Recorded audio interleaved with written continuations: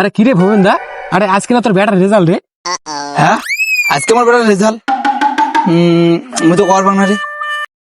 তুই কেমন বাপ তুই রে?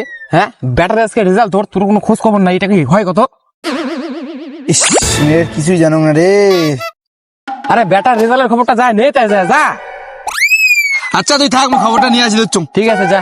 কোনি টাকা হদার ও তুমি শুনি যা। কিরে কি হয়েছে ক?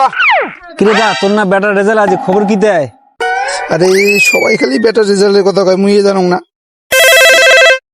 হ্যালো ভাই তোর রেজাল্টের খবর কি? ভাই, কোচিং রেজাল্ট খুব খারাপ, কোনো মতনে টানি টুনি পাস রে। কে ভাই তুই না মেলা পেট পড়ছিস? হারাম দাদা।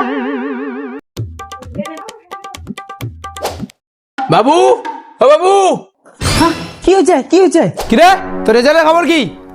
বাবা মানে রেজাল্টের খবর, রেজাল্ট আমতা আমতা না করি পাস না ফেলে, এটা কথা কা? বাবা মানে পাস পাস পাস হলে হবে নাকি? নাম্বার কত বলছিস? মানে বাবা ওই 35%। তো মুই আর 9টা প্রাইভেট দিলুম, তোর রেজাল্টের এই অবস্থা। আরে কিরে ভবেন দা, আজকে রেজাল্টের খবর কি? রেজাল্টের কথা কইস না রে, এতলা পেট দিলুম বেটাটা, তাও রেজাল্টের এই অবস্থা। আরে কে রে, ফেল করছে নাকি রে?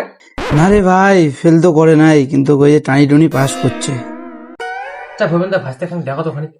বাবু এদি শুনি যা তো। হ্যাঁ বাবা।